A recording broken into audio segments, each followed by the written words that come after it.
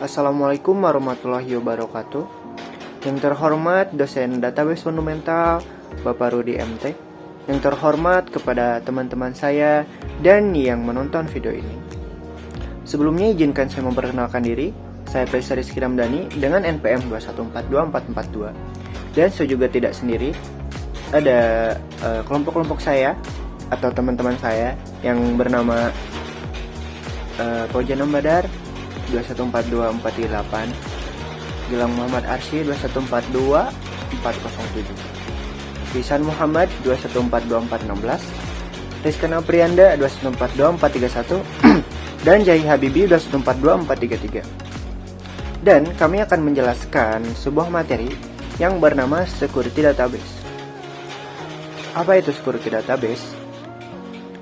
Database security merujuk pada kegiatan atau upaya untuk melindungi database dari ancaman luar. Jadi, database security itu kebanyakan menggunakan security control untuk mengontrol akses ke dalam suatu database tersebut. Seperti itu. Dan untuk kelanjutannya, saya serahkan kepada teman-teman saya. Terima kasih.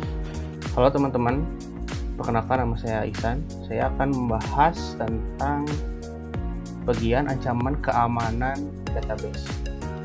Berikut merupakan contoh ancaman keamanan database. Yang pertama, penggunaan database oleh orang-orang luar. Akses ke dalam database oleh orang luar dapat mengancam kegunaan dari suatu database.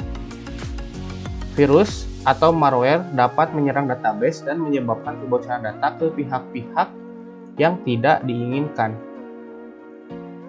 Ketiga, kerusakan fisik ke database yang disebabkan oleh berbagai macam hal seperti petir, kebakaran, banjir, dan lain-lain. Yang terakhir, rusaknya data dikarenakan kelalaian manusia atau sistem. Terima kasih kepada Saudara Ihsan yang sudah menjelaskan materi tadi. Ya, selanjutnya di bagian ini ada menganalisis kekuatan database. Yang pertama adalah pencegahan akses dari pihak luar. Yang kedua ada stress test atau menguji ketahanan database terhadap serangan. Yang ketiga ada backup fisik dari database. Dan yang terakhir nomor 4, pengecekan atau review database sistem secara berkala. Ya, seperti itu. Terima kasih kepada Jahi Habibi yang sudah menjelaskan materi tadi. Izinkan saya menjelaskan. Nah, di sini ada desain sistem keamanan database. Nah, berikut juga ada salah satu cara untuk membuat sistem keamanan database. Yang pertama, itu ada akses kontrol. Akses kontrol mendasar pada pemberian atau pengambilan privilege atau akses ke dalam suatu database sistem. Privilege diberikan kepada user tanpa harus memberi akses penuh ke dalam suatu database. Akses tertentu hanya boleh diberikan jika suatu pekerja tidak mampu melaksanakan pekerjaan atau tugasnya tanpa akses tersebut. Terima kasih, saya kembalikan ke moderator. Terima kasih kepada Gilang Muhammad yang telah menjelaskan materi tadi. Ya, yang keempat ada backup. Keamanan database yang baik pasti memiliki backup atau recovery system untuk mengantisipasi hal yang tidak bisa dihindarkan. DBMS atau Database Management System dapat membuat kopian dari database secara periodik dan disimpan secara berkala. Hal ini dilakukan agar jika terjadi kegagalan sistem yang menyebabkan data hilang, user atau admin dapat dengan mudah mengembalikan kembali data yang hilang tersebut. Terima kasih kepada teman saya Rizkan yang sudah menjelaskan materi tadi. Oke, saya akan menjelaskan tentang enkripsi data. Enkripsi data itu bertujuan untuk melindungi data sensitif yang ada di dalam suatu database. Data yang terenkripsi tergolong lebih aman dari ancaman pihak luar. Namun, enkripsi data ini memiliki kelemahan seperti DBMS perlu memecahkan kode enkripsi sehingga performa dari database sistem dapat berkurang.